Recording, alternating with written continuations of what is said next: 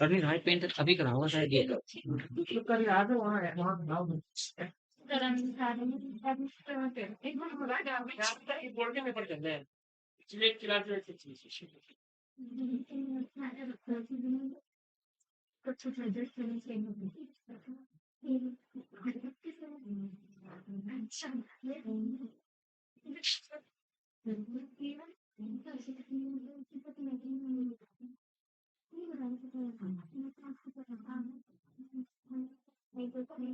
Chapter का नाम बेटा हाइड्रोकार्बन है ना। सारा जब आप करेंगे ऑर्गेनिक पूरा फिनिश कराएंगे तो ऑर्गेनिक फिनिश कराएंगे पूरा आप, ठीक है। हाइड्रोकार्बन,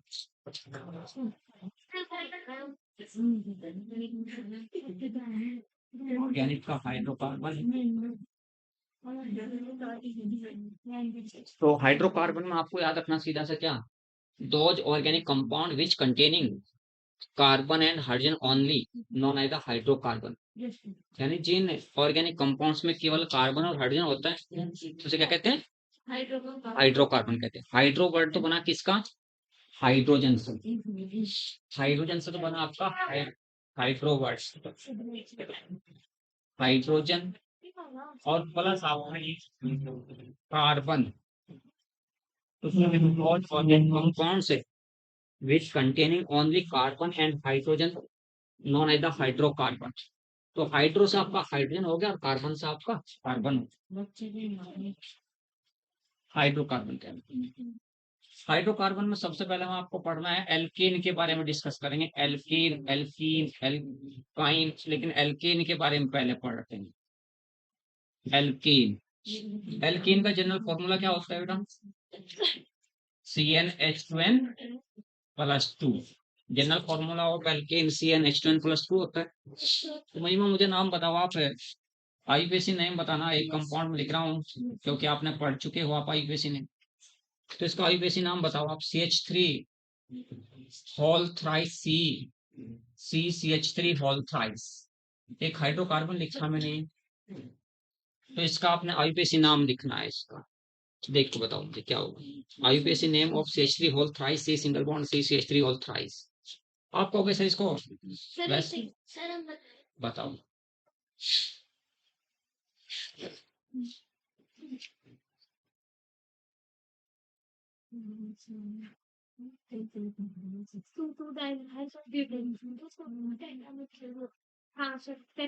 क्या कह रहे हो, 2,2,2,2,4,4 टेट्रामिथाइल पेंटेन, इसका नाम क्या है, 2,2,4,4 टेट्रामिथाइल पेंटेन। सी के साथ में आपके CH3 कितने, 3 है। तो तीनों CH3 आपने ऐसे करके ओपन लिया इसको, लिखा है ऐसे, एक CH3 आपका यहाँ हुआ, एक CH3 आपका यहाँ हुआ, तो एक CH3 आपका यहाँ हो गया। ये आपका 1, तो ये 2, तो ये 3, तो ये आपका 4। तो लॉन्गेस्ट चेन कितने कार्बन की बनी है, 4 की। तो आपने क्या लिखा है, पेंटेन। पेंटेन तो 5 कार्बन को कहते हैं, 4 कार्बन की चेन बनेगी लॉन्गेस्ट। तो नाम, सही नाम क्या होगा आपका, इसका मतलब ये जो आपने बताया ये क्या है, ये आपका रॉन्ग है। तो इसका नाम हो जाएगा 2,2,3,3। अब आपका टेट्रा मिथाइल ब्यूटेन, ये इसका करेक्ट नाम होगा, वो आपका रॉन्ग था। ठीक है, तो याद रखने का कि यहाँ सही नाम इसका क्या होगा। सही बात है, तो सारा चिपके पड़े हैं क्योंकि है ना।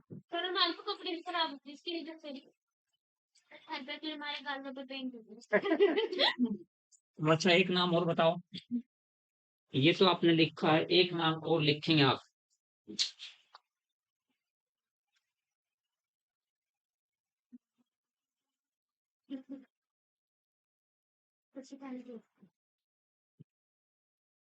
क्वेश्चन आपने लिखना, right the IUPAC name, right the IUPAC name of tetra tertiary butyl, tetra tertiary butyl methane, इसका आईयूपीएसी नाम लिखिए, टेट्रा टर्सरी ब्यूटाइल मीथेन। आपके सामने मैंने लिखा है, एक नाम लिखा, कॉमन नाम लिखा है। कॉमन नाम क्या हुआ आपका? Tetra tertiary butyl methane. Tetra tertiary butyl methane. Free word का आ जाएगा, नहीं तो प्रॉब्लम्स लेके आ जाएगा। तो इसलिए इसको बनाना है ना, आईयूपीएसी नाम लिखना है बेटा। आईयूपीएसी नहीं लिखना, बना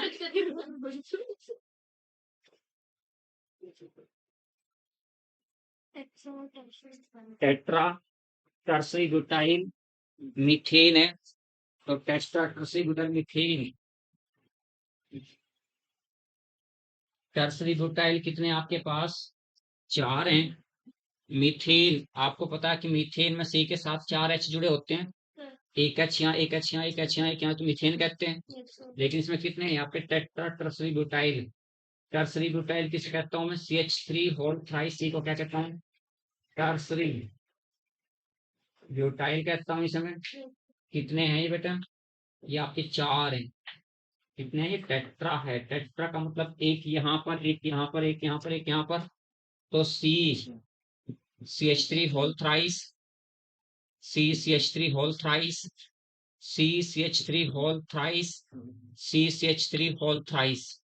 ये आपके पास क्या बना? टेट्रा टर्सरी ब्यूटाइल मीथेन बना। समझ रहे हो ना? टेट्रा का मतलब 4 है, ऐसे ये 4 हैं आपके। टर्सरी ब्यूटाइल मैंने लिखा कि इसको टर्सरी ब्यूटाइल कहते हैं, 3 डिग्री ब्यूटाइल है तो टर्सरी ब्यूटाइल हुआ। और 4 टर्सरी ब्यूटाइल कितने आपके? 4 हैं, तो 1 2 3 4 हैं, तो 4 आपके हैं। तो ये आपका टेट्रा टर्सरी ब्यूटाइल मीथेन कहा इसको। जैसे अगर आपसे कोई पूछता है, अगर सी के साथ में चारों तरफ Cl आपके अटैच हैं, क्या कहोगे? Tetra chloromethane. क्या नाम कहेंगे इसका? टेट्रा क्लोरोमीथेन, कॉमन नाम हो गया टेट्रा क्लोरोमीथेन। अगर आईयूपीएसी नाम लिखना हो तो फिर टेट्रा क्लोरोमीथेन तो क्या हो गया? कॉमन नाम हो गया। इसका आईयूपीएसी नाम लिखना हो तो आप क्या कहेंगे कि ये एक ही कार्बन है और इस कार्बन पे सारे आपके क्या जुड़े हुए हैं? 4 Cl जुड़े हुए हैं, तो 1 1 1 1 tetra chloro, tetra chloro methane, इसका आईयूपीएसी नाम हो जाएगा। तो जैसे वहां पर कॉमन नाम टेट्रा क्लोरोमीथेन है, 1 1 1 1 4 बार नहीं लिखा, तो ऐसे यहाँ पर ये क्या आपका टेट्रा टर्सरी ब्यूटाइल और मीथेन। इसको आपने ओपन करना। ओपन कैसे करना? देखिए यहाँ पर सी के साथ में कितने CH3 हुए? 3 CH3 आपने लिखे इधर। सी के साथ यहाँ भी आपके 3 CH3, एक CH3 यहाँ, एक CH3 यहाँ, एक CH3 यहाँ। सी के साथ आपके 3 CH3 है इधर, तो इधर इधर आपका। ऐसे ही सी के साथ में, तो महिमा अब इसका नाम बता बेटा, आईयूपीएसी नाम इसका बताना, क्योंकि मैंने इसको ओपन करके लिखा, टर्सरी ब्यूटाइल को ऐसे करके लिखा था, ठीक है। लॉन्गेस्ट चेन, चाहे इधर से देखो 1 2 3 4 5, 1 2 3 4 5, तो लॉन्गेस्ट चेन कितने का? 5 कार्बन की स्टेट चेन, चाहे आप इधर से 1 2 3 4 5, 1 2 3 4 5 कहीं से भी चले, लॉन्गेस्ट चेन कितने हैं? 5। तो 1 2 3 4 5। आपको क्या देखना है? ये आपका कॉम्प्लेक्स सबस्टिट्यूएंट कहलाया है। ये आपका कॉम्प्लेक्स सबस्टिट्यूएंट कहलाया। कॉम्प्लेक्स सबस्टिट्यूएंट किसे कहते हैं? अगर कोई सबस्टिट्यूएंट फर्दर किसी सबस्टिट्यूएंट से सबस्टिट्यूटेड हो जाता है, उसे कहते हैं कॉम्प्लेक्स सबस्टिट्यूएंट। तो कॉम्प्लेक्स सबस्टिट्यूएंट ये होता है अगर कोई सबस्टिट्यूएंट फर्दर सबस्टिट्यूटेड हो गया किसी और से। देखो क्या, अगर आप यहाँ, अगर मैं यहाँ H लिखता हूँ, यहाँ H लिखता हूँ, तो क्या बनेगा ये बताओ? H यानी क्या होगा? CH2 CH3, CH2 CH3, तो फिर क्या कहोगे? सिंपल। सिंपल मतलब इथाइल। लेकिन यहाँ H इथाइल के दोनों H हटा रहा हूँ, ये वाला H, ये वाला H हटा रहा हूँ, यानी इस इथाइल सबस्टिट्यूएंट को फर्दर मिथाइल सबस्टिट्यूएंट से सबस्टिट्यूटेड कर रहा हूँ। इथाइल को किससे कर रहा हूँ, ये जो H एटम है ये आपका सिंपल इथाइल सब्स्टिट्यूएंट है, CH2CH3 सिंपल है। अब इथाइल सब्स्टिट्यूएंट्स के 2 H एटम हटा रहा हूँ, H एटम हटाकर वहां क्या लगा रहा हूँ, मिथाइल ग्रुप लगा रहा हूँ, CH3 ग्रुप लगा रहा हूँ। यानी कोई सब्स्टिट्यूएंट अगर फर्दर किसी दूसरे सब्स्टिट्यूएंट से सब्स्टिट्यूट करोगे तो उसका नाम क्या हो जाएगा, कॉम्प्लेक्स सब्स्टिट्यूएंट हो जाएगा। इसे क्या कहेंगे, कॉम्प्लेक्स सब्स्टिट्यूएंट। तो कॉम्प्लेक्स सब्स्टिट्यूएंट में जो कार्बन, कॉम्प्लेक्स सब्स्टिट्यूएंट का जो कार्बन पेरेंट चेन से अटैच है उस कार्बन को नंबर 1 रखते हुए फिर लॉन्गेस्ट चेन फिर सिलेक्ट करनी है, 1 डैश 2 डैश, यहाँ भी आपका 1 डैश 2 डैश। तो इसमें जो कॉम्प्लेक्स सब्स्टिट्यूएंट है, कॉम्प्लेक्स सब्स्टिट्यूएंट में लॉन्गेस्ट चेन कितने कार्बन की बनी, 2 की बनी। तो 2 कार्बन का मतलब इथाइल हो जाएगा। कॉम्प्लेक्स सब्स्टिट्यूएंट की लॉन्गेस्ट चेन 2 कार्बन की, तो आपका क्या बना, इथाइल। ये भी क्या बना आपका, इथाइल।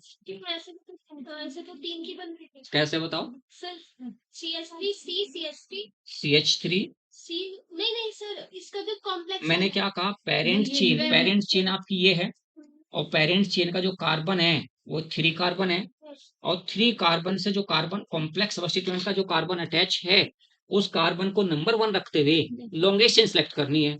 तो जब इसको आप 1 रखोगे तो इधर को चलोगे तो 1 2, इधर को चले तो 1 2, इधर को चले तो 1 2, यानी लॉन्गेस्ट चेन कितने कार्बन की बनी है, 2 कार्बन की बनी, केवल लॉन्गेस्ट चेन केवल 2 कार्बन की बनी है।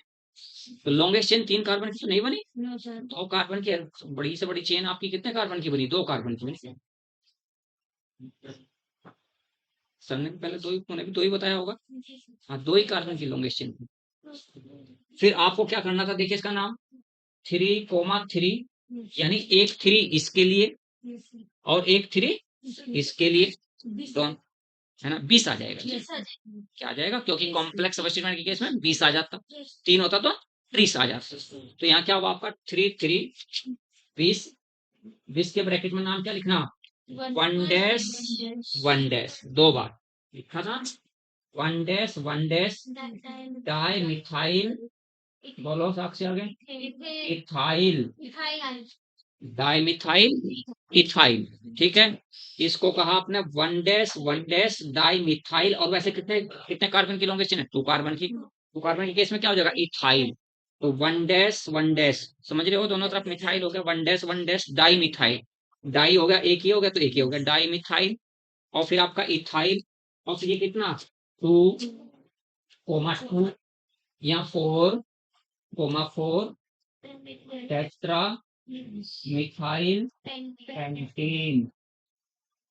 तो इस टाइप से है ना, बिल्कुल सिंपल सा है, यही आपको सोचना था कि केवल वहां पे लिखा टेट्रा ट्रस्टीब्यूटाइल मीथेन है, टेट्रा ट्रस्टीब्यूटाइल मीथेन का यूपीएससी नाम लिखना है, सबसे पहले स्ट्रक्चर बनानी है, टर्सरी ब्यूटाइल इसको कहते हैं। और ऐसे ऐसे टर्सरी ब्यूटाइल आपके पास कितने हैं, 4 हैं, 4 टर्सरी ब्यूटाइल हैं, तो चारों को आपने मीथेन का कॉमन कार्बन ये आपका है, चारों आपने जोड़े, तो चारों जोड़ने पर पहले स्ट्रक्चर बनाए, सिंपल स्ट्रक्चर नाम से स्ट्रक्चर बनाई। फिर स्ट्रक्चर्स को ओपन करिए, ओपन करने के बाद लॉन्गेस्ट चेन सेलेक्ट करिए, लॉन्गेस्ट चेन सेलेक्ट करने के बाद देखिएगा कोई कॉम्प्लेक्स सब्स्टिट्यूएंट है क्या, कॉम्प्लेक्स सब्स्टिट्यूएंट का नाम लिखना है। पहले आपको ये इथाइल था तो इथाइल में अल्फाबेटिकली पहला आता है, यानी अगर ये H और H यहाँ लिखते हो तो क्या रखते हो, इथाइल कहोगे। और ये आपके मिथाइल है, तो पहले जो था ये कभी रहा, जो पहले था समझ तो इथाइल था, इथाइल के 2 H एटम हटाए, वहां पे 2 मिथाइल ग्रुप आपने लगा दिए, तो इसमें क्या बना आपका, सीधा सीधा सा बना 20 का मतलब तो आपको समझिए, यानी 2 कॉम्प्लेक्स सब्स्टिट्यूएंट हैं, 2 कॉम्प्लेक्स सब्स्टिट्यूएंट है इसलिए 20 कहा। अगर 3 कॉम्प्लेक्स सब्स्टिट्यूएंट होते तो ट्रिस कहता, अगर 4 होते तो टेट्रा किस कहता, पेंटा किस कहता, हेक्सा किस, इस टाइप से कह देते, उसमें वर्ड ऐड कर देते। तो 20 से शुरू होता है, मोनो के लिए कोई वर्ड नहीं, 20 यानी डाई ट्राई ट्राई टेट्रा पेंटा हेक्सा हेप्टा के लिए यहाँ पर अलग से नाम बन गए ये सारे, ठीक है। तो ऐसा अगर कोई, पहले तो बात हाइड्रोकार्बन का क्वेश्चन आईपीएससी का नहीं आएगा, अगर आएगा तो कोई कॉम्प्लेक्स सब्स्टिट्यूएंट के केस में आ सकता है, तो सबसे पहले तो यही आपको सोचना कि ठीक है सर ऐसा कोई क्वेश्चन नहीं आता है नीट में। उसके बाद फिर आपको देखना है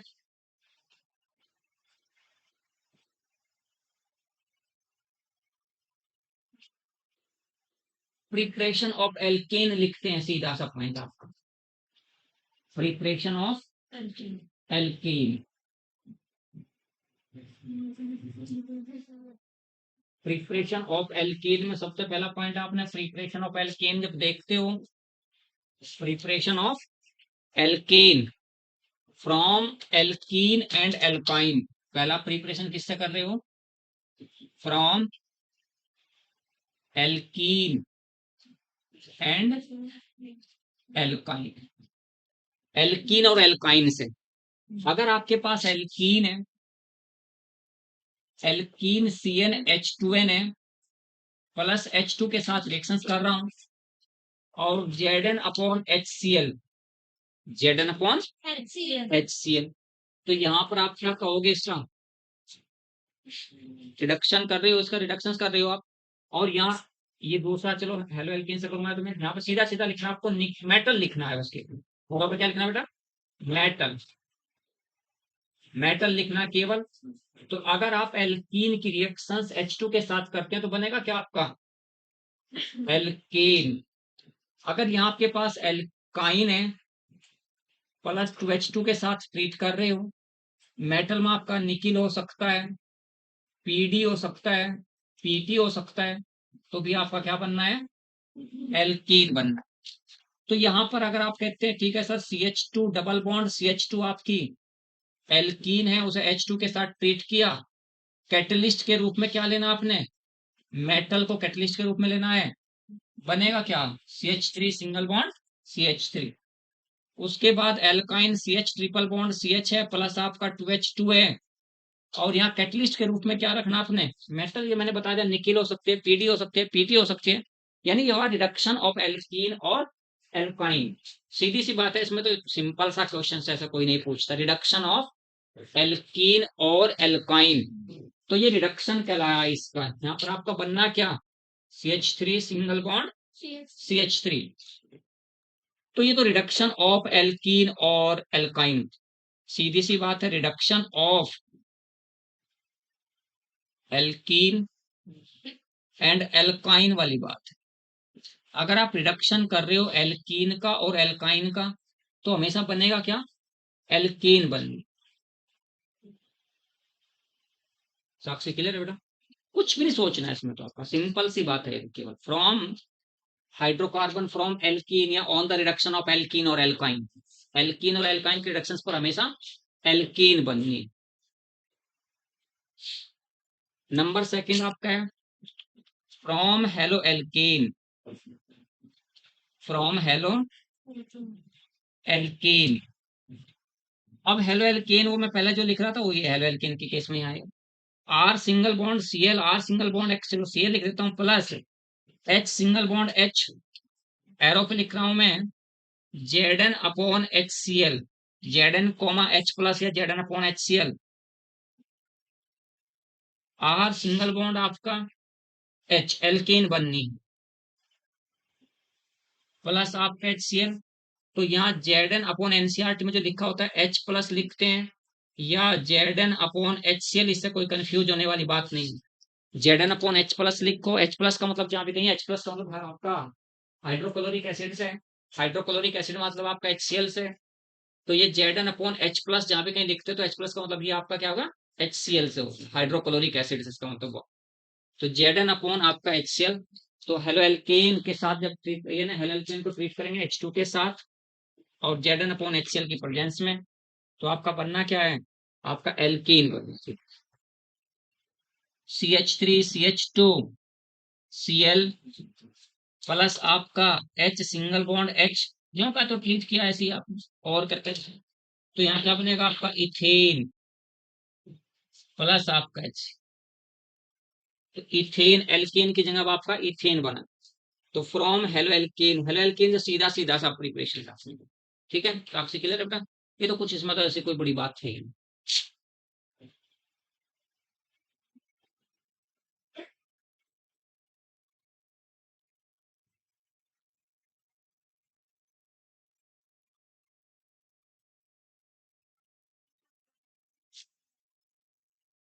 फ्रॉम कार्बोक्सिलिक एसिड, एनसीईआरटी करा रहा हूँ केवल, बाहर नहीं, उससे ज्यादा वैसे तो काफी सारे हैं, लेकिन एनसीईआरटी के करा रहा हूँ क्योंकि आपका एनसीईआरटी से क्वेश्चन आता है नीट सब। ऑर्गेनिक में भी। हाँ, ऑर्गेनिक बाहर करा देंगे अगर आप कहोगे तो, लेकिन एनसीईआरटी बेस ही करा दो, है ना।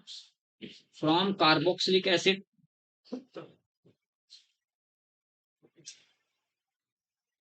by the decarboxylation of carboxylic acid, by the decarboxylation of carboxylic acid, comma alkane is formed. Alkane is formed by the decarboxylation of carboxylic acid, comma alkane is formed. अगर आपके पास एक carboxylic acid है और इसका आप decarboxylation कर रहे हैं, सोडा लाइम लिख रहा हूं मैं, सोडा लाइम। सोडा लाइम का मतलब NaOH प्लस CaO, यानी सोडा लाइम इसको कहते हैं। सोडा लाइम का मतलब क्या हो गया, NaOH plus CaO, calcium oxide lime हो गया, और सोडा आपका NaOH, सोडियम हाइड्रोक्साइड हो, ठीक है। तो soda lime NaOH plus CaO को कहता हूँ। डिकार्बोक्सिलेशन का मतलब मैं क्या कहता हूँ, CO2 गैस को निकालना, the removal of CO2 gas from carboxylic acid known as the decarboxylation. समझ रहे हो, डिकार्बोक्सिलेशन का मतलब ही क्या है, removal of CO2 gas from carboxylic acid, यानी कार्बोक्सिलिक एसिड से CO2 गैस के रिमूवल को क्या कहते हैं, डिकार्बोक्सिलेशन कहते हैं। तो यहाँ से CO2 गैस को आपने निकाला, तो ये जो आपका जनरल तरीका हुआ कि यहाँ R single bond H plus आपका CO2। तो डिकार्बोक्सिलेशन का मतलब क्या हुआ, सिंपल सी बात याद रखनी है, removal of CO2 gas from the carboxylic acid known as the decarboxylation, है ना, उसे कहेंगे डिकार्बोक्सिलेशन।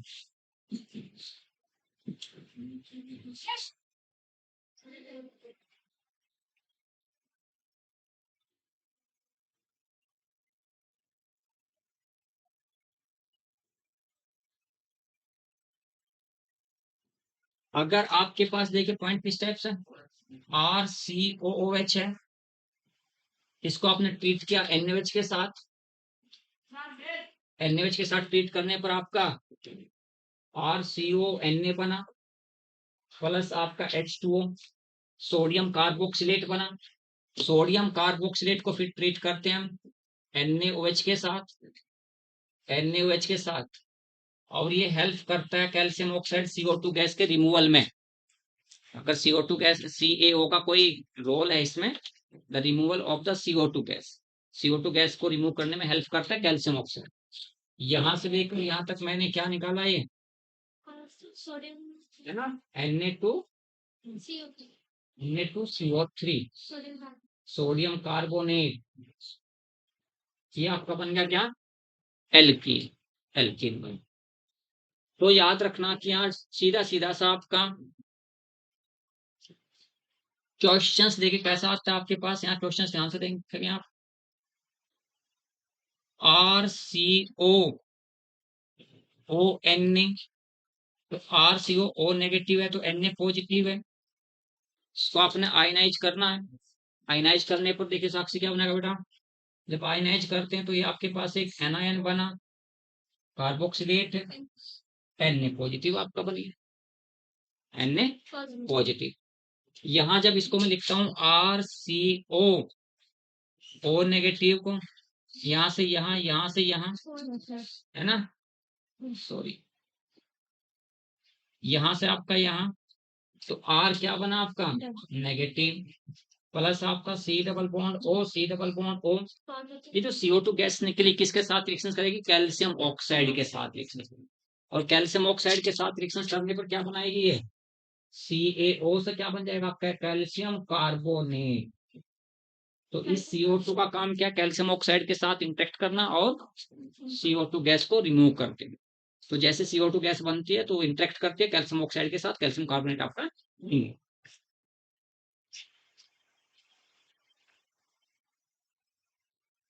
फिर दोबारा से फिर रिएक्शंस करते हैं हम किसके साथ में, H2O के साथ। Na प्लस आपका यहाँ देखिए निकलते ना, H2O निकला था, तो R नेगेटिव रिएक्शंस करेगा H2O के साथ, Na प्लस आपके पास था, NaOH निकल जाता है, Na प्लस अपॉन H2O के साथ रिएक्शन करता हूं, तो यहाँ Na प्लस तो यहाँ का, H2O का OH माइनस यहाँ से, H प्लस इसके पास चला जाएगा, तो H प्लस आएगा तो R single bond H plus आपका निकलेगा, क्या बाद में फिर NaOH फिर बनता है, यानी Na प्लस वाटर के साथ जब निकलता है तो क्या निकल जाता है, NaOH निकल जाता है। तो बनता क्या आपका, एल्कीन बना। तो लास्ट में आपको R माइनस ये आपका कार्ब एनायन बना है, carb anion.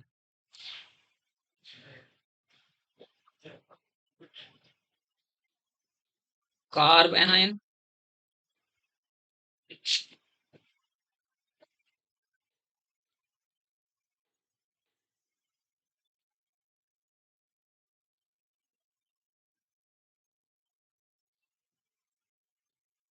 ease of decarboxylation, ease of decarboxylation, decarboxylation of carboxylic acid,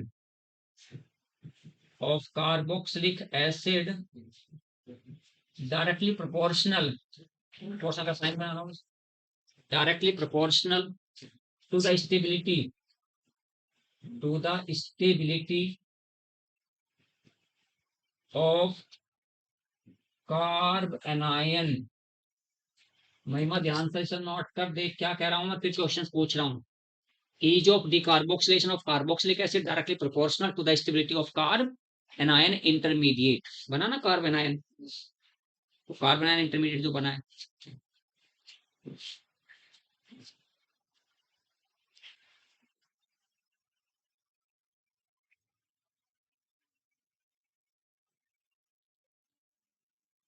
questions, which of the following carboxylic acid, हाँ बेटा, हाँ चलो पेपर वेपर तुम जरा भी 5 में तो कहीं और बीच बीच में तो पढ़ती रहे, और पेपर वेपर देने के बाद जब भी टाइम लगे तो एक तरफा और साथ बीच में।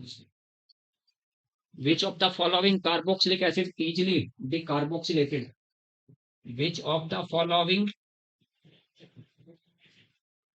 carboxylic acid? Which of the following carboxylic acid easily decarboxylated?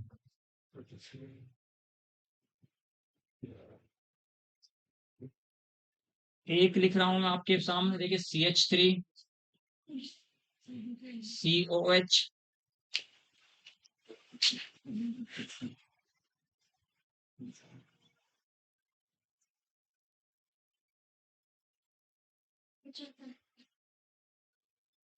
दो, ये तीसरा लिख रहा हूं CH3 CH2 COOH, और डी ऑप्शन में लिखा हूं मैं CH3 ऑल ट्वाइस CH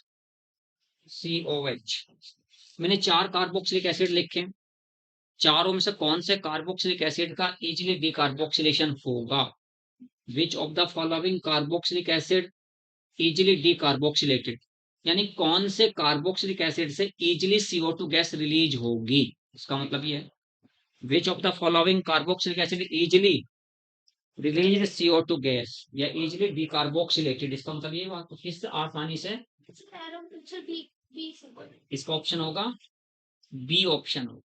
कैसे पता चला? क्योंकि बी का जो कार्बन आयन बनेगा वो एरोमेटिक कार्बन आयन होगा, और वो मोर स्टेबल, यानी यहां से आपने निकालना है, तो जैसा कार्बन आयन बनाओगे आप, ये कार्ब एनायन बना यहाँ, और ये आपका एरोमेटिक कार्बन आयन है। कैसा है ये? एरोमेटिक कार्ब एनायन, और क्या कहोगे इसे? More stable. इनमें सभी में क्या है, ये मोर स्टेबल है, चारों में आपका ये मोर स्टेबल है, तो मोर स्टेबल है तो ये सबसे ज्यादा इसका इजिली, तो ऑप्शन आपका कौन सा बना? आपका बी ऑप्शन आपका। तो क्वेश्चंस अगर पूछा जाएगा डीकार्बोक्सिलेशन ऑफ कार्बोक्सिलिक एसिड, आप कितने दोगे बात, तो इसके बाहर यानी साथ के साथ आपको देखना कि हाँ कि इसमें क्या कैसे क्वेश्चन पूछा जाए। तो ease of decarboxylation of carboxylic acid directly proportional to the stability of the carbon ion, बस इतनी सी बात आपको याद रखनी होगी।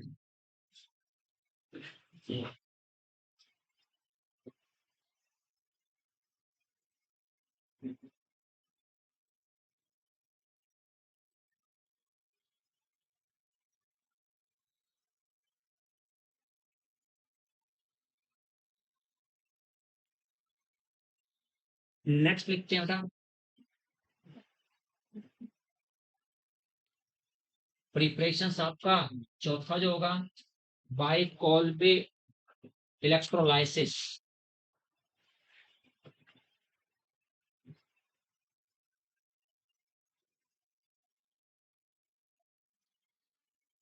Bye Kolbe electrolysis,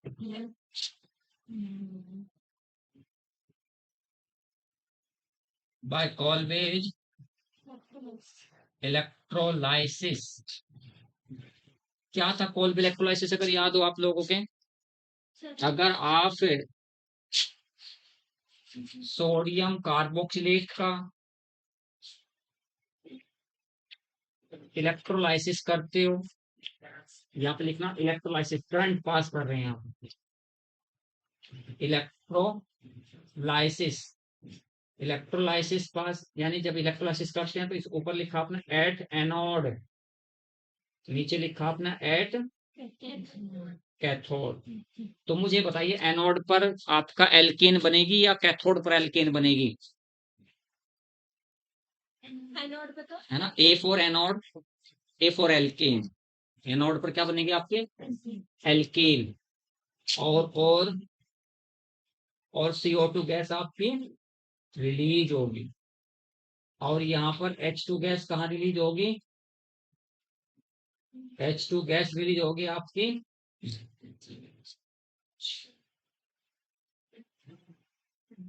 H2 gas release होगी केवल, क्योंकि यहाँ पर आपके 4 और 4 गैस हो चुके। तो अगर क्वेश्चन पूछा जाए ऐसे ही, है ना, during the electrolysis of sodium carboxylate CO2 gas release at, तो कहाँ बताओगे? हमेशा एनोड पर। CO2 गैस कहाँ रिलीज होगी? एनोड एनोड पर। H2 गैस कहाँ रिलीज होगी? कैथोड पर। कैथोड पर। ये बात याद रखते हैं कहाँ, और एल्कीन हमेशा एनोड पर बनेगी, एल्केन हमेशा एनोड पर। तो आर सिंगल बॉन्ड आर आपका एल्केन स्टेट।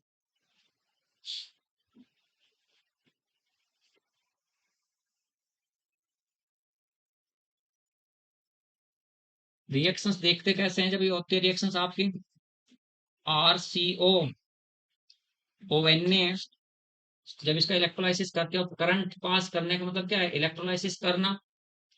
तो RCO प्लस आपका Na पॉजिटिव कार्बोक्सिलेट आयन जो बना,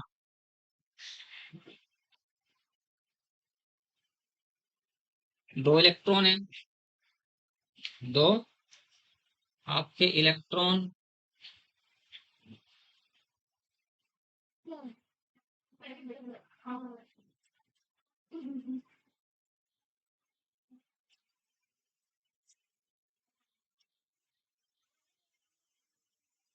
है बेटा, सर वो ये करंट लिखा बेटा, इलेक्ट्रोलाइसिस हमेशा करंट से ही होगा, है ना।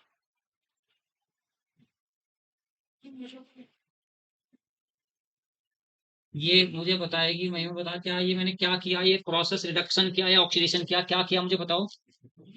रिडक्शन। ये मैंने रिडक्शन किया या ऑक्सीडेशन किया, बताओ क्या किया मैंने, ये बताओ फटाफट। सबसे पहले मैंने सोडियम कार्बोक्सिलेट लिया, सोडियम कार्बोक्सिलेट का इलेक्ट्रोलाइसिस किया, इलेक्ट्रोलाइसिस का मतलब करंट पास किया, करंट पास करने पर सॉल्ट आपका एनायन कैटायंस में डिसोसिएट हो गया, एक आपका एनायन बना और एक आपका कैटायन बना। जो एनायन बनता है, एनायन का संबंध एनोड से है, ये एनोड पर लिखेंगे हम, और कैटायन का संबंध हमारा कैथोड से है। तो यहां मैंने लिखा है एट, यहां मैं लिख रहा हूं एट एनोड। जब मैं एट एनोड लिखता हूं तो एनोड पर हमेशा याद रखना ऑक्सीडेशन, एनोड पर क्या होगा? ऑक्सीडेशन। लॉस ऑफ इलेक्ट्रॉन को क्या कहते हैं हम? ऑक्सीडेशन ही कहते हैं। फिर यहाँ आपने ये फिर रेडिकल बना, इस फिर रेडिकल को फिर लिया आपने यहाँ 2RCO, ये आपका ऑड इलेक्ट्रॉन है। तो यहाँ पर आप क्या कहोगे? देखिए दो इलेक्ट्रॉन ये इसके बीच में, यहाँ पर एक इलेक्ट्रॉन ये यहाँ से यहाँ, ये एक इलेक्ट्रॉन यहाँ से यहाँ, यहाँ इलेक्ट्रॉन कितने हो जाएंगे बेटा? ये आपका 2R फिर रेडिकल बना, plus 2C double bond O, समझ रहे हो क्या? C डबल बॉन्ड O, यहाँ डबल बॉन्ड O। इस बात को देखो बेटा, समझो आप ध्यान से, अगर मैं बताऊंगा दोबारा अगर कहीं है ना, तो ये फ्री रेडिकल बना। अब दोनों फ्री रेडिकल आपस में कंबाइन होंगे, एक फ्री रेडिकल दूसरे फ्री रेडिकल के साथ कंबाइन होगा तो बनेगा क्या आपका R सिंगल बॉन्ड R। तो एल्कीन बनती है, CO2 गैस रिलीज होती है, एल्कीन आपकी यहाँ पर बनी, CO2 गैस आपके लिए। ये मैंने एल्कीन को यहाँ बनाया, CO2 गैस को रिलीज करा। तो मैंने कहाँ पे लिखा? मैंने लिखा एट एनोड।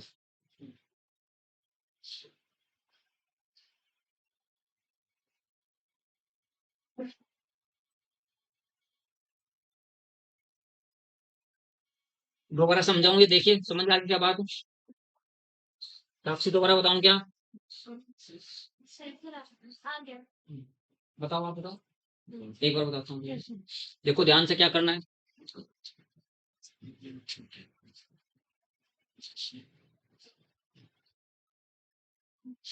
आप पहले देखो कि इलेक्ट्रोलाइसिस किसे कहते हैं। इलेक्ट्रोलाइसिस क्या होता है, किस टाइप से किसे कहते हैं?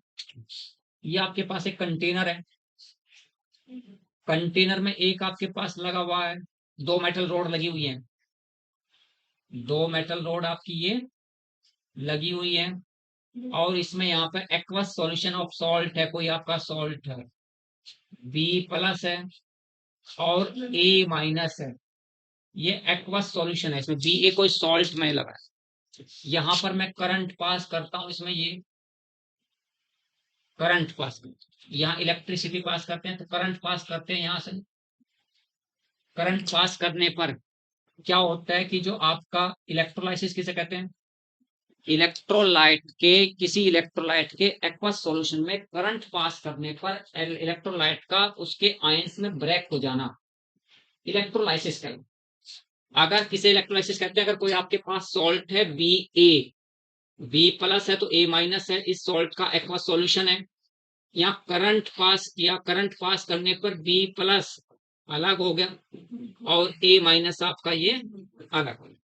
Decomposition of electrolyte into its constituent ions on passing the electricity is known as the electrolysis। Hindi में क्या कहते हैं?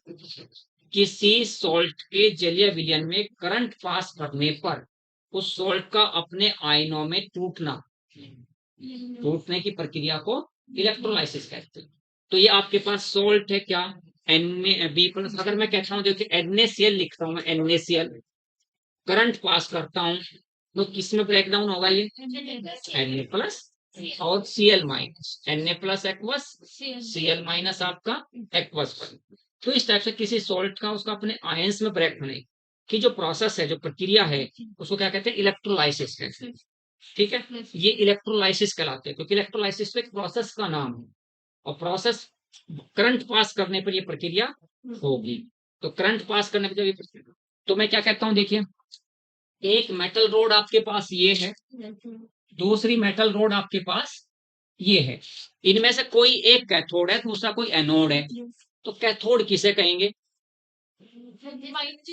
इस पे चार्ज माइनस। यहाँ ये कैटायन, यानी एक पर कैटायन जाएगा, एक मेटल रोड पे कौन डिपॉजिट होगा? कैटायन। दूसरे मेटल रोड पे कौन डिपॉजिट होगा? एनायन। सी से क्या बनता है आपका? C4 cation. और सी से क्या बनता है आपका? C4 cathode. वो मेटल रोड जिस पर कैटायन डिपॉजिट होगा उसे क्या कहोगे? कैथोड। और कैटायन पे चार्ज कैसा होता है बेटा? पॉजिटिव।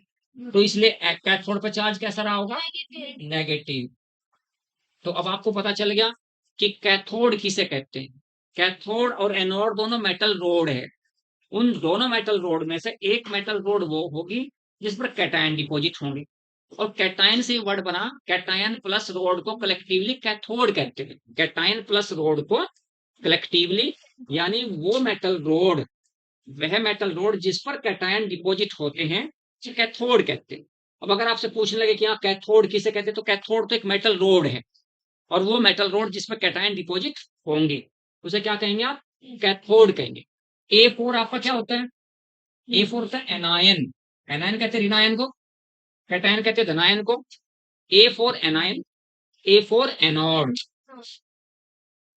जिस मेटल रोड पर एनायन डिपॉजिट होगा यानी नेगेटिव नेगेटिव के बीच में तो रिपल्सन होगा, तो इसका मतलब ये अगर इस पर कैटायन डिपॉजिट हुआ तो क्या रहा होगा, इस पर अगर एनायन डिपॉजिट हुआ तो क्या रहा होगा, नेगेटिव। ए फॉर एनायन हुआ तो ए फॉर आपका क्या बना, एनोड।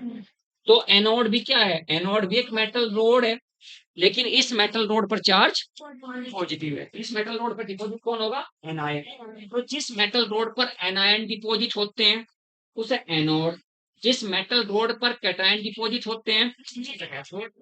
किसी से भी कोई पूछता है एकदम से बता देंगे कैथोड एनोड क्या होता है। तो यानी अब आपको पता चला कि हाँ ठीक है जी, हमें तो पता चल गया कि एनोड क्या है, कैथोड क्या है। दोबारा से फिर कहते हैं इस बात को। आपके पास है क्या, सोल्ट क्या है यहाँ पर, सोल्व इलेक्ट्रोलाइसिस में सोल्ट है सोडियम कार्बोक्सिलेट, आपका सोडियम कार्बोक्सिलेट आपका सोल्ट है। देखिए यहाँ पे क्या कहते, मैंने इसमें करंट पास करना R C O O N A में, करंट पास जैसे यहाँ पर, यहाँ आपने क्या भरा हुआ है, बी ए की जगह क्या भरा हुआ, R C O N A भरा हुआ, करंट पास कर रहे हो। करंट पास करने पर आर सी ओ नेगेटिव और एन ए आपका पॉजिटिव, ये क्या कहलाया आपका, एनायन। ये क्या कहलाया, एनायन। वो क्या कहलाया आपका, कैटायन। एनायन का संबंध किससे होगा, एनोड से। तो क्या लिखोगे आप, एट एनोड। अब आप कंफ्यूज नहीं होने के, आपको पता चल गया कि एनायन और कैटायन, एनायन का संबंध एनोड से है, लिख दिया ऊपर, C for cation C for cathode, A for anion A for anode. तो जिस मेटल रोड पर एनायन डिपॉजिट होगा उसे एनोड कहेंगे। जब आपने एनोड लिखा तो क्या लेंगे आप, एनायन लेंगे, एनायन। इस एनायन को मैं ऐसे करके लिख रहा हूं, याद रखना। और हमेशा एनोड पर ऑक्सीडेशन होगा, चाहे वो इलेक्ट्रोलाइटिक सेल है चाहे वो इलेक्ट्रोकेमिकल सेल, एनोड पर इलेक्ट्रोलाइसिस और इलेक्ट्रोलाइसिस सॉरी ऑक्सीडेशन होगा हमेशा। क्या होगा, एनोड पर हमेशा ऑक्सीडेशन, सॉरी याद रखना बेटा ये बात। At anode the process of oxidation takes place.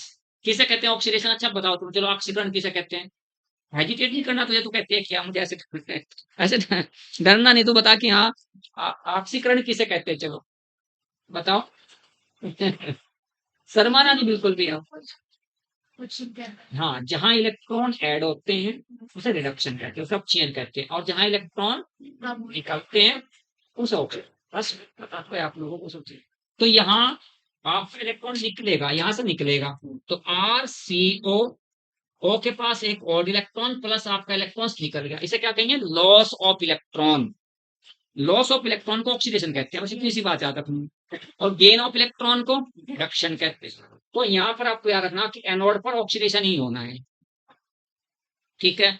अब आपने यहाँ एक फ्री रेडिकल बना, इस फ्री रेडिकल से आपने करना क्या, अब आपको तो ये दो इलेक्ट्रॉन यहाँ पर हैं, एक इलेक्ट्रॉन ये यहाँ, एक इलेक्ट्रॉन ये यहाँ, और ये इलेक्ट्रॉन यहाँ से यहाँ, क्या बनेगा इसमें, फ्री रेडिकल बनेगा।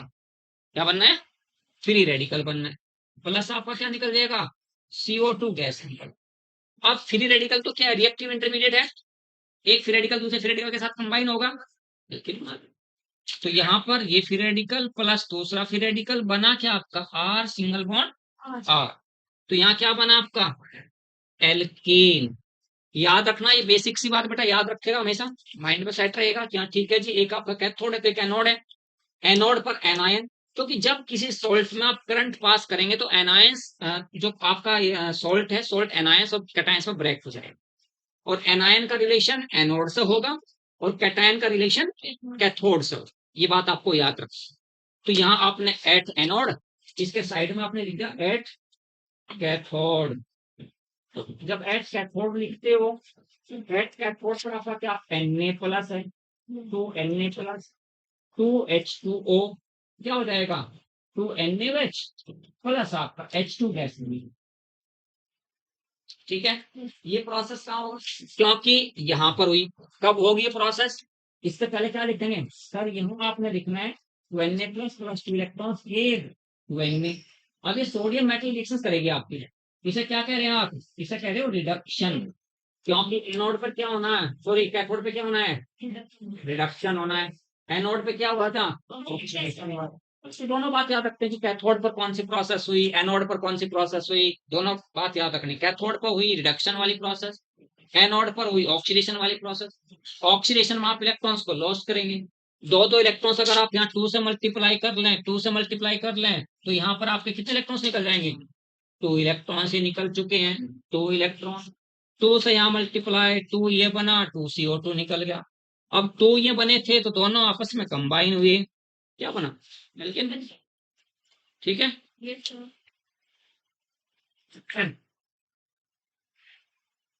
सर एक चीज पूछनी है। हाँ सर जैसे रिएक्शंस की जो मैकेनिज्म्स है तो वो भी करनी है।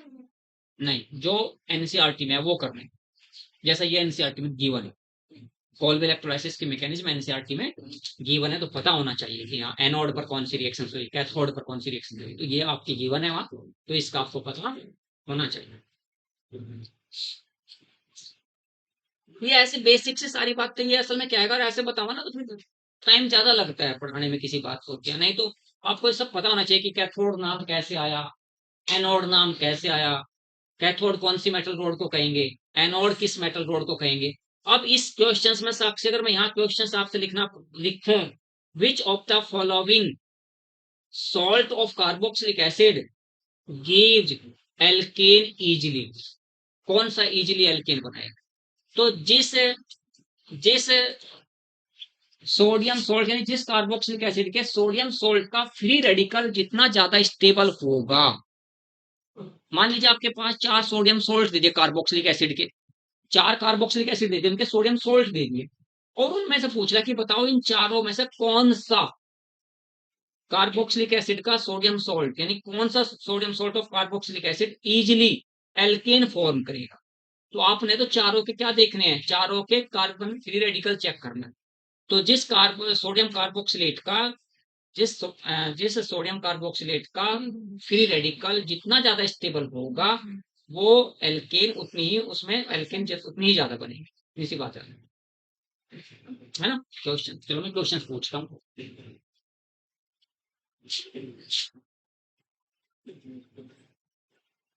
Which of the following carboxylic acid, sodium salt of carboxylic acid, या which of the following compound gives easily Kolbe electrolysis process? मैं लिख रहा हूं, which of the following gives Kolbe electrolysis easily? Kolbe's electrolysis easily. Which of the following gives Kolbe's electrolysis easily? A option, B option,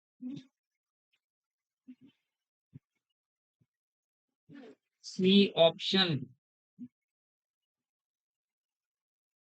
sodium salt ही बना देता हूँ sir, फिर आप कंफ्यूज होंगे, नहीं तो अलग से फिर एन के साथ ट्रीट करोगे, बनाओगे सब।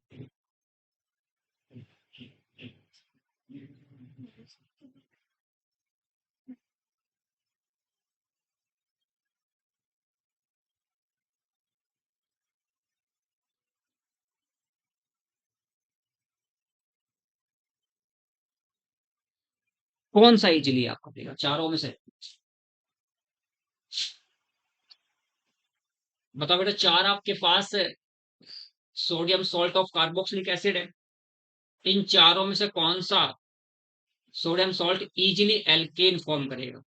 बी तो आपने पहले ही बाहर कर दिया है ना, तो इसका ऑप्शन हो गया सी वाला, क्योंकि इसका जो सबसे ज्यादा स्टेबल, जब इसको आप डिकम्पोज करेंगे तो CO2 सब कुछ करेंगे तो इसका जो कार्बन फ्री रेडिकल बनेगा वो ये बने, और ये क्या कहलाएगा but 2 degree carbon free radical, 2 degree free radical. इसमें तो यहाँ फ्री रेडिकल को बनेगा ही नहीं, इसमें तो एल्केन बनेगी, ये तो सोडियम फॉर्मेट तो एल्केन फॉर्म करेगा ही नहीं, है ना। अगर कोई कहता है कि कौन निम्न में से कौन सा एल्केन नहीं देगा, कोल्बे इलेक्ट्रोलाइसिस पर एल्केन नहीं बनाएगा, तो कोल्बे इलेक्ट्रोलाइसिस पर कोई सा एल्केन नहीं बनाएगा, तो कौन सा नहीं बनाने का? A option. नहीं बनाने का है ना। तो कौन सा इलेक्ट्रोलाइसिस पर एल्केन नहीं बनाएगा? पांचवा जो प्रिपरेशन है कभी कभार उसमें से पूछ लेते हैं।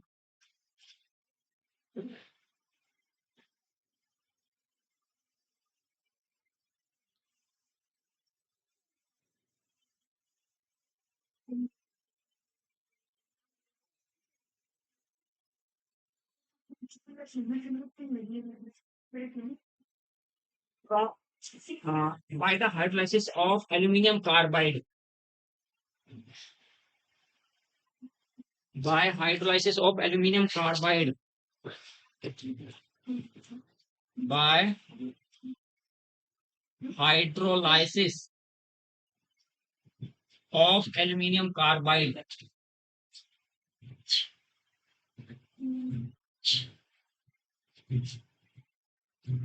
Al4C3, एल्यूमिनियम कार्बाइड का फॉर्मूला है Al4C3। तो Al4C3 का आपने हाइड्रोलाइसिस करना है, रिएक्शंस बताओ ये हाइड्रोलाइसिस करके इसकी Al4C3 plus H2O gives CH4 plus ANOH whole thrice. Reactions complete करके बताएं आप, रिएक्शंस कंप्लीट करनी बेटा।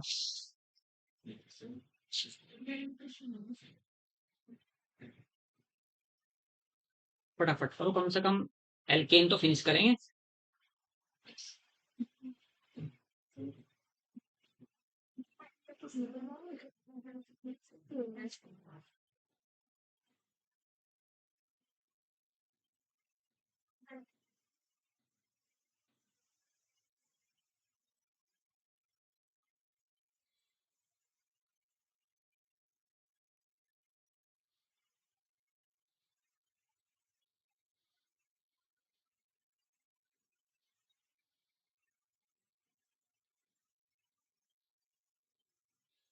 बताओ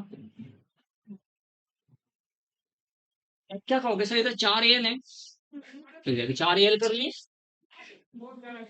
इधर 3 कार्बन है तो यहाँ भी 3 कार्बन कर लिए। ओ कितने हो गए उधर आपके राइट हैंड साइड में, ओ कितने हो गए? और 4 है ना, 3 4 जा 12 हो गया। तो यहाँ क्या करेंगे?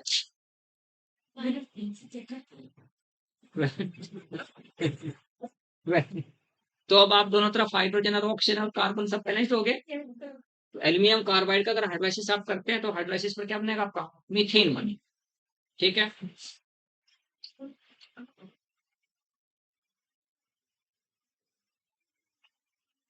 Properties of alkene.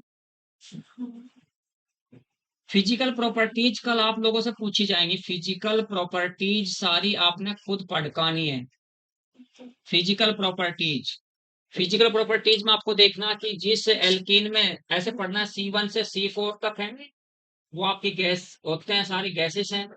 जिसमें C5 टू C17 है वो लिक्विड है, और जिसमें ग्रेटर देन C18 कार्बन है वो सॉलिड्स होते हैं एट 298 केल्विन टेम्परेचर या 25 डिग्री सेल्सियस पर। ऐसा आपको पढ़ना है।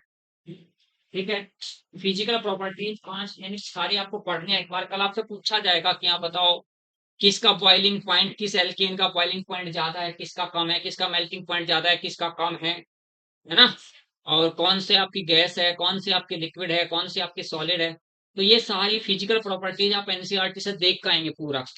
और इसमें से केवल एनसीईआरटी यानी फिजिकल प्रॉपर्टीज में से कैसे क्वेश्चन पुट अप किए जा सकते हैं, तो मैं क्वेश्चन सारे पूछूंगा आपसे।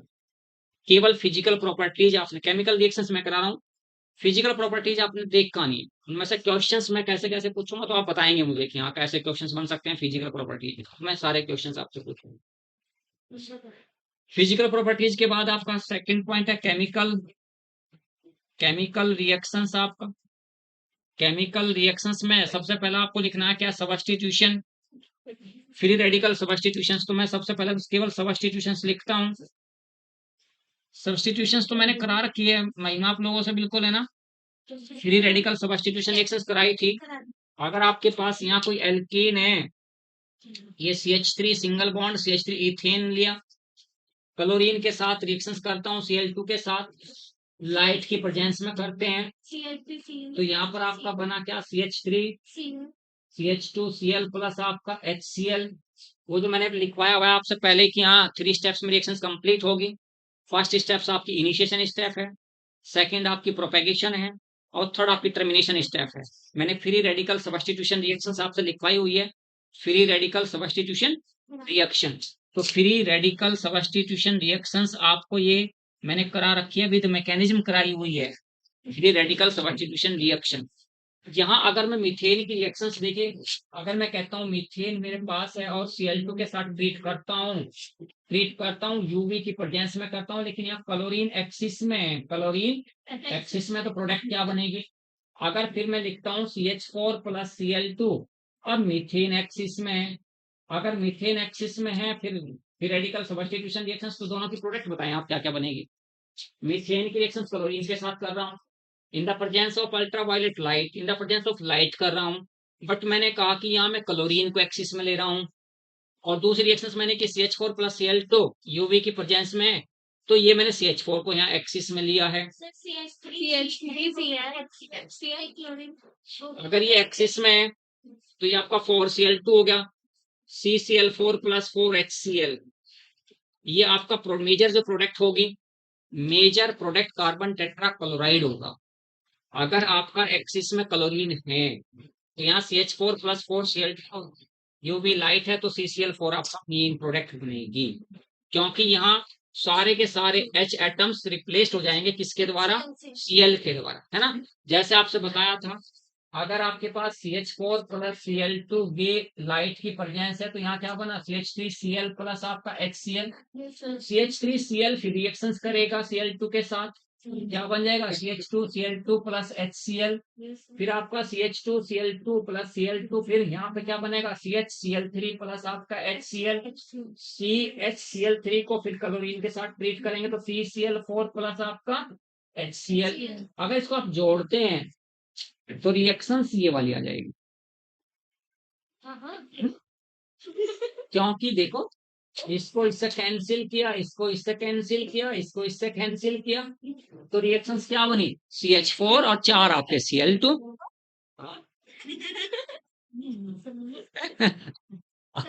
समझ आ रहा है। आज ये सब नहीं, ये तो समझ से पहले आता है, लेकिन वैसे ये हिचकिचाती रहती थी, ये पता नहीं क्यों डरती रहती थी ये वैसे। नहीं नहीं, ऐसा तो मेरा व्यवहार ही नहीं है, ऐसा तो पहले दिन से कुछ लगता है ऐसे तो। सर आपसे नहीं ये तो कह रहा हूँ, ऐसा तो कुछ नहीं है। अच्छा अभी से दूसरे को बताओ क्या होगा जिसमें CH4 आपका एक्सिस में हो, वहां क्या कहेंगे कि सर अगर CH4 एक्सिस में है तो 1 मोल ऑफ Cl2 लेंगे केवल, समझ रहे हो ना, मोल ऑफ Cl2 केवल। और जब 1 मोल ऑफ Cl2 लेंगे तो यहाँ मेजर जो प्रोडक्ट होगी आपकी वो CH3HCl, ये आपकी मेजर प्रोडक्ट होगी। और यहाँ मेजर कौन सी होगी, ये होगी। तो दोनों कभी क्या, कभी कभी आसान से क्वेश्चंस भी पुटअप कर लिया जाता है, ऐसी बात नहीं 45 में यानी सारे क्वेश्चंस आपके टफ होंगे ऐसा नहीं होता, कोई इजी क्वेश्चंस भी कभी कभी पूछा जा सकता है।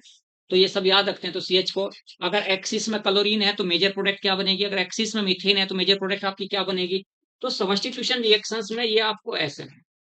अब मुझे बताइए कि ये सब्स्टिट्यूशन रिएक्शंस के आपसे मैं पूछूंगा एक क्वेश्चन, सिर्फ इतना सा मैं पूछना चाह रहा हूँ कि आपके पास ये, पहले तो मुझे इसका नाम बताओ क्या होगा।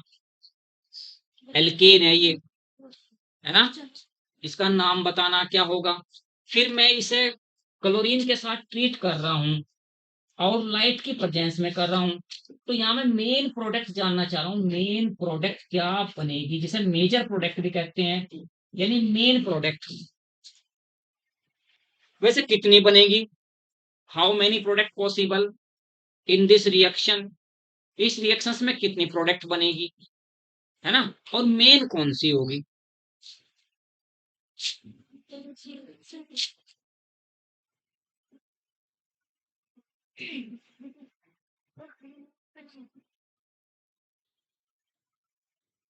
अच्छा मुझे बताओ कितने टाइप के एटम है बेटा इसमें, कितने टाइप के एटम है। प्राइमरी है तो एक तरफी है, ओके, दो टाइप की ये तीनों तो एक जैसे हैं, ये तीनों कैसे हैं, है। और ये आपका अलग, ये तीनों के तीनों क्या है आपके 1 डिग्री 1 डिग्री 1 डिग्री, ये कितने डिग्री है 3 डिग्री है। तो जब जितने टाइप्स के H होंगे प्रोडक्ट उतनी ही टाइप की बनेगी। तो यहाँ 2 टाइप की प्रोडक्ट बनेगी। तो 2 टाइप में एक तो आपका इन तीनों में से कोई सा एक है, एटम हटा लीजिए, एक ही बात है, कोई सा एक हटा लीजिए, है ना। तो यहाँ CH3, CH के साथ ये CH3, CH2, Cl प्लस आपका HCl, प्लस में दूसरी प्रोडक्ट बना लेता हूँ ये भी, CH3, C के साथ ये CH3, ये आपका CH3, ये आपका Cl। इसको तो मैं लिख रहा हूँ माइनर, बताना आपने क्यों लिख रहा हूँ मैं ऐसा, और इसको लिख रहा हूँ मैं मेजर।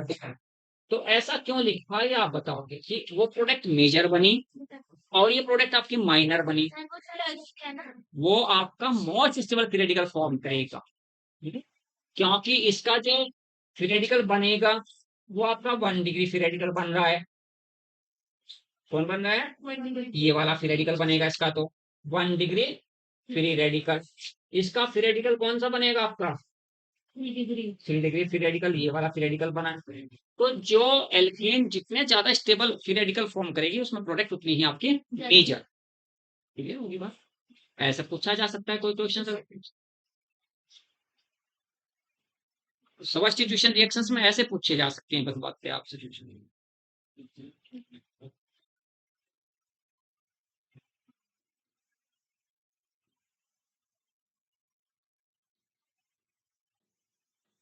समझिए ना। नेक्स्ट आप खुद बताएंगे, ये इसमें कुछ नहीं है, इसका क्वेश्चन हाइड्रोकार्बन का रिएक्शंस में ज्यादा इतना कुछ पूछा नहीं जाता है, ध्यान रखें आप इस बात। सब्स्टिट्यूशंस के बाद मैं लिखता हूँ दूसरा कंबशन। कंबशन COMBUSTION, कंबशन कहते हैं हिंदी में, दहन कहते हैं।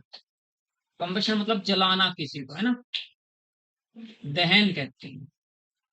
तो कंबशन मतलब आप मुझे बताओ कि यहाँ रिएक्शंस करनी है आपने, CH4 को जलाना है, uncontrolled oxidation of alkane is known as a combustion. हाँ, अगर आपके पास CH4 है, CH4 गैस है, इसे आप O2 के साथ, O2 की प्रेजेंस में, in the presence of O2 air जला रहे हो, और जलाने पर आपका क्या बनेगा? CO2 प्लस आपका 2H2O। क्योंकि जब किसी भी हाइड्रोकार्बन को आप जलाएंगे तो जलाने पर क्या क्या बनेगा? CO2 प्लस H2O बनेगा।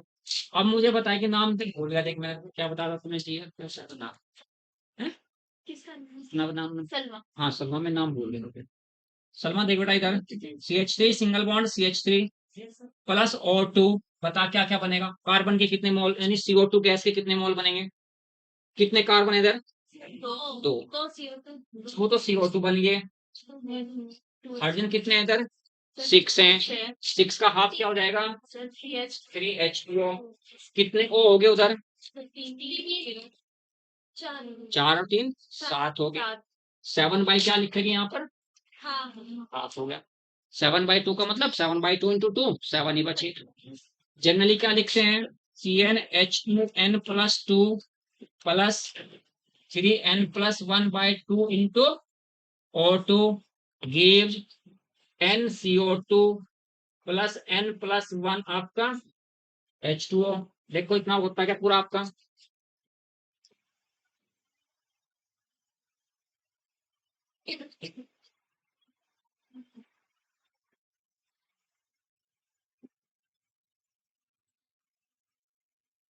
मैं एन हेक्जीन लिख रहा हूं, एन हेक्जीन का कम्बिशन करना आपने, और ये आपके पास है C6H14 प्लस O2।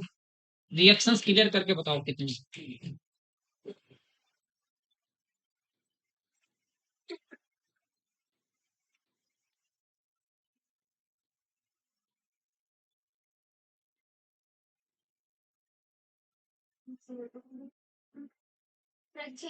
बनेंगे 6 CO2 हो गए और 7 वाटर, 6 CO2 हो गया प्लस 7 H2 हो गया, और O इधर कितना हो जाएगा?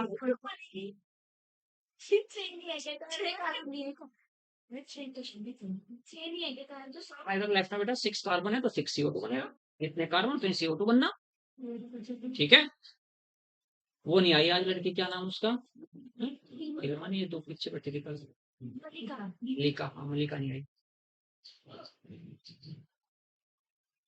सर्दी ज्यादा हो रही इसलिए नहीं आई। सर आज तो कम है सर्दी। हाँ कल से कम, कल। ये तो ज्यादा इतना मोस्ट इंपोर्टेंट नहीं है। एल्कीन वाला इंपोर्टेंट है, कल एल्कीन को सलीके से करेंगे। ये तो बहुत इसमें तो क्वेश्चंस बहुत रेयर आता है, इसमें से ज्यादा क्वेश्चंस इतने पुट अप नहीं किया जाता। लेकिन बात समझ गए ना? Yes sir. और टू बताओ कितने हो गए इधर? हाँ इधर उधर देखो कितने हैं। 4 हाँ 19, इधर कितने हैं? 2 तो क्या करोगे? 9। नहीं ये कितना है? 6 6 3 जा प्लस 1 18 प्लस 1 19 बाय। 2 ये जनरल तुमने लिखवाया, ये जनरल इसलिए लिखवाया। यहाँ 6 है, 6 3 जा 18 प्लस 1 19 बाई 2। जनरल जो लिखवाया वो इसलिए लिखवाया कि आप देखते सीधा सीधा बता दो। ठीक है, एक टॉपिक और करना है, कौन सा? बैलेंसिंग और फिडॉक्सी। करा देंगे एक दिन। वो तो गजब का है। तो मैंने एक दिन वैसे पूछ रहा था पहले ही दिन आप लोगों से, है ना, कैसे कैसे होते हो, फास्टली पूछ रहा था वैसे। मतलब बैलेंसिंग को करा देंगे किसी दिन। नेक्स्ट आपका कंट्रोल्ड ऑक्सीडेशन। कंबशन तो हो गया ना, कंट्रोल्ड ऑक्सीडेशन। इसमें तो केवल CO2 प्लस H2 बनेगा, है ना, याद रखने की बात। नेक्स्ट आपको लिखना है कंट्रोल्ड ऑक्सीडेशन।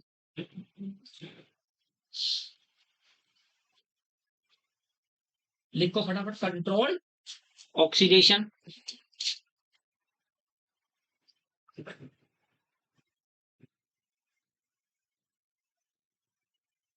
याद रखनी है आपको ये बात। अगर यहाँ CH4 को मैं ट्रीट करता हूं O2 के साथ, Cu टेम्परेचर है और प्रेशर है, 100 ATM प्रेशर है, 523 केल्विन टेम्परेचर है, 100 ATM प्रेशर है। तो याद रखना हमेशा मिथेनॉल ही बनेगा। क्या बनना है? मेथेनॉल। अगर CH4 को ट्रीट करते हैं O2 के साथ, MO2O3 की प्रेजेंस में कर रहे हैं, तो याद रखना फॉर्मल्डिहाइड बनेगा। ये बात याद रखनी है। किसके साथ? अगर आपके पास इथेन है, इथेन को आप ट्रीट कर रहे हैं CH3CO ट्वाइस Mn के साथ, तो यहाँ आपका एसिटिक एसिड ही बनेगा। ठीक है। अगर आपके पास 3 डिग्री H है, CH3 होल प्राइस COH है, ऑक्सीडेशन कर रहे हैं KMnO4 के द्वारा आप, तो यहाँ पर आपका 3 डिग्री एल्कोहल बनेगा। H है ये आपका, तो यहाँ ये आपका 3 डिग्री एल्कोहल। 4 NCERT में चारों रिएक्शंस है, चारों किस पे क्या दे रहा है तो याद रखेंगे।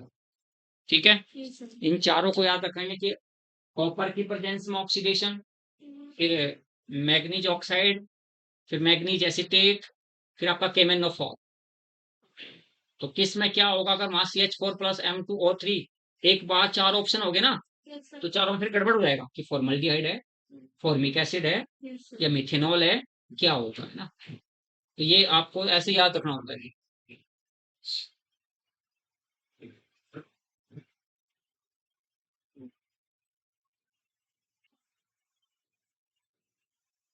उसके बाद चौथा आपको रिएक्शंस लिखनी है, आइसोमेराइजेशन।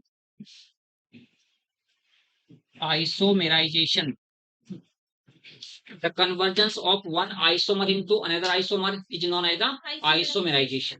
क्योंकि आइसोमेराइजेशन तो एक प्रोसेस का नाम हो गया। एक आइसोमर को दूसरे आइसोमर में जो कन्वर्ट करने की जो प्रोसेस है उसको क्या कहेंगे? आइसोमेराइजेशन कहेंगे। अगर यहाँ मैं लिखता हूँ CH3CH2 होल 4 CH3, एरो पे लिख रहा हूँ एनहाइड्रस AlCl3, तो आइसोमेराइजेशन होगा बना क्या? CH3 CH के साथ आपका CH3 CH2 CH2 CH3, इसका नाम क्या होगा? फिर आपका 2 ही आइसोमर बन सकते हैं, ये बात याद रखनी है आपको। तो आपको तो प्रोसेस वैसे याद रखनी है बस। इसे क्या कहेंगे? इसका नाम क्या होगा? 2 मिथाइल पेंटेन। उसे क्या कहोगे? 3 मिथाइल पेंटीन, 2 मिथाइल पेंटीन, ये क्या बना आपका 3 मिथाइल पेंटीन। तो आइसोमेराइजेशन प्रोसेस को याद रखना, बस आइसोमेराइजेशन है क्या, केवल इतनी सी बात याद रखनी है। तो किसे कहेंगे, सलमान किसे कहेंगे बताओ, आइसोमेराइजेशन प्रोसेस का नाम है the convergence of one isomer into another isomer known as the isomerization. यानी ये आपका एन हेक्सेन है, एन हेक्सेन को किसमें कन्वर्ट किया, एन हेक्सेन, एन हेक्सेन को कन्वर्ट किया 2 मिथाइल पेंटेन और 3 मिथाइल पेंटेन में। तो एक आइसोमर को दूसरे आइसोमर में चेंज कर दिया, इसको क्या कहेंगे आइसोमेराइजेशन। ठीक है, उसके बाद नेक्स्ट आपका है पॉइंट एरोमेटिजेशन। इसे क्या कहेंगे, एरोमेटिजेशन को क्या कहेंगे बताओ फटाफट, इसे क्या कहोगे, एरोमेटिजेशन को क्या कहेंगे, यानी एलिफेटिक कंपाउंड को एरोमेटिक कंपाउंड में कन्वर्ट करने की जो प्रोसेस है उसे आप एरोमेटिजेशन। जैसे आइसोमराइजेशन, जहां भी कहीं TiON आ जाता है तो प्रोसेस बन जाती है, तो एक प्रोसेस बनी। आइसोमराइजेशन भी प्रोसेस है, और प्रोसेस क्या है कि एक आइसोमर्स को दूसरे आइसोमर्स में कन्वर्ट करने की जो प्रक्रिया जो प्रोसेस है उसे क्या कहेंगे आइसोमराइजेशन। वहां क्या कहेंगे एलिफेटिक कंपाउंड को एरोमेटिक कंपाउंड में कन्वर्ट करने की जो प्रोसेस है, ये आपके पास एलिफेटिक एलिफेटिक कंपाउंड है कोई, इस एलिफेटिक कंपाउंड को कन्वर्ट करना है एरोमेटिक एलिफेटिक हाइड्रोकार्बन को एरोमेटिक हाइड्रोकार्बन में। ठीक है, इसे क्या कहेंगे आप, इसे कहेंगे आप एरोमेटिजेशन, एरोमेटाइजेशन कहेंगे। CH3 CH2 whole for CH3, यहां पर आपने लिखना है Cr2O3 Al2O3 upon temperature heat किया, तो यहां आपका बनेगा बेंजीन। बेंजीन कैसा आपके पास OH2। देखो यहाँ टोटल कितने हैं 14 है ना, टोटल H कितने हैं 14 H है, और यहाँ H6 हो गया, और ये 8 14 हुए, तो ये क्या बना आपका बेंजीन।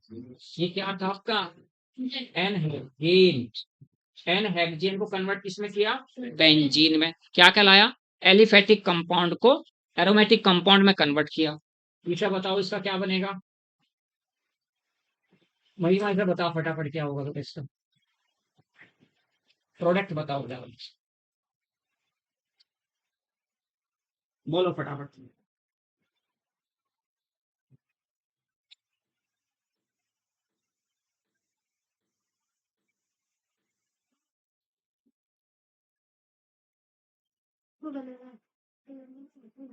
बेंजीन पे CH3 यस, टोलुइन हो जाएगा,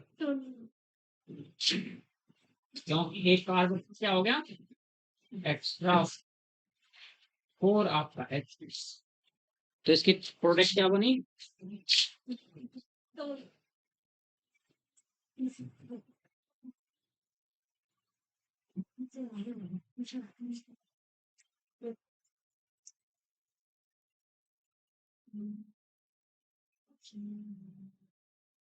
क्लियर हुई बात, क्योंकि 7 कार्बन है तो 7 कार्बन का एरोमेटिक कंपाउंड बनेगा, 6 कार्बन थे तो 6 कार्बन का एरोमेटिक कंपाउंड बना। लेकिन हेडिंग को बस याद रखना कि क्या किस टाइप से क्या करें, एलिफेटिक हाइड्रोकार्बन को एरोमेटिक हाइड्रोकार्बन में कन्वर्ट करने की जो प्रोसेस है उसे क्या कहते हैं एरोमेटिजेशन स्टेप। रिएक्शन विद स्टीम बताएगी, साक्षी बताएगी क्या हो, रिएक्शन विद स्टीम, हाइड्रोकार्बन है, हाइड्रोकार्बन की स्टीम के साथ करनी है, CH4 प्लस H2O वेपर है, ये स्टीम ही है, चलो H2O के साथ तो आपको मैंने स्टीम लिख दिया तो स्टीम ही होगा, बना क्या आपका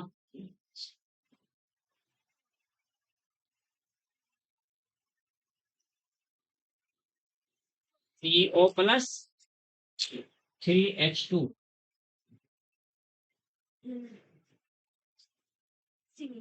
ना, वाटर गैस से CO प्लस कार्बन मोनोऑक्साइड बनेगा। अगर आप स्टीम के साथ ट्रीट करेंगे एल्केन को क्या बनेगा? कार्बन मोनो ऑक्साइड बनना है, कार्बन मोनो ऑक्साइड। एक लास्ट आपका सेवंथ जो पॉइंट है, सेवंथ पॉइंट होता है आपका क्रैकिंग या pyrolysis. Pyrolysis of alkene. Bigger alkanes को स्मॉलर एल्केन्स में ब्रेक करने की जो प्रोसेस है उसे क्या कहते हैं? पायरोलाइसिस, है ना। तो कोई बड़ी एल्कीन है, बड़ी एल्कीन को स्मॉलर एल्केन्स में, बिगर एल्कीन को आपने स्मॉलर एल्कीन में ब्रेक डाउन करना है, उसे क्या कहते हैं? पायरोलाइसिस। ठीक है, तो पायरोलाइसिस ऑफ एल्केन, ये 7 प्रॉपर्टीज हैं, ये इतनी सी याद रखनी है आपको, केवल 7 प्रॉपर्टीज हैं, है ना। 7 प्रॉपर्टीज याद रखनी केवल है, ज्यादा नहीं इसमें। और एक पॉइंट लिखना है, फिर कल आपको, कल कराते हैं, एक पॉइंट लिखेंगे, आप मुझे बताओगे कन्फर्मेशन हेडिंग डालेंगे, कन्फर्मेशन ऑफ एल्केन। एक क्वेश्चन जरूर आता है कन्फर्मेशन ऑफ एल्केन का, कन्फर्मेशन ऑफ एल्केन पर से एक क्वेश्चन आपको जरूर मिलेगा, कन्फर्मेशन ऑफ एल्केन से। कल के लिए हेडिंग डाल दो आप, कल हम कन्फर्मेशन ऑफ एल्केन और प्रिपरेशन ऑफ एल्कीन और फिजिकल प्रॉपर्टीज ऑफ एल्केन। महिमा बड़ी जल्दी हो गया ना टाइम, सर पता ही नहीं चला। तो कल 3 टॉपिक रहेंगे हमारे, कन्फर्मेशन ऑफ एल्केन रहेगा, और मैं फिजिकल प्रॉपर्टीज ऑफ एल्केन के 1-2 क्वेश्चन पुट अप करूंगा, और उसके बाद प्रिपरेशन ऑफ एल्कीन रहेगा, एल्कीन का थोड़ा सा बेसिक और प्रिपरेशन ऑफ एल्कीन, ये 3 क्वेश्चंस कल हमारे रहेंगे। बेटा मेरा मेरा फोन उसको गया। हाँ हाँ सर, तो मैं अभी कर बेटा ऐसा बंद कर दे।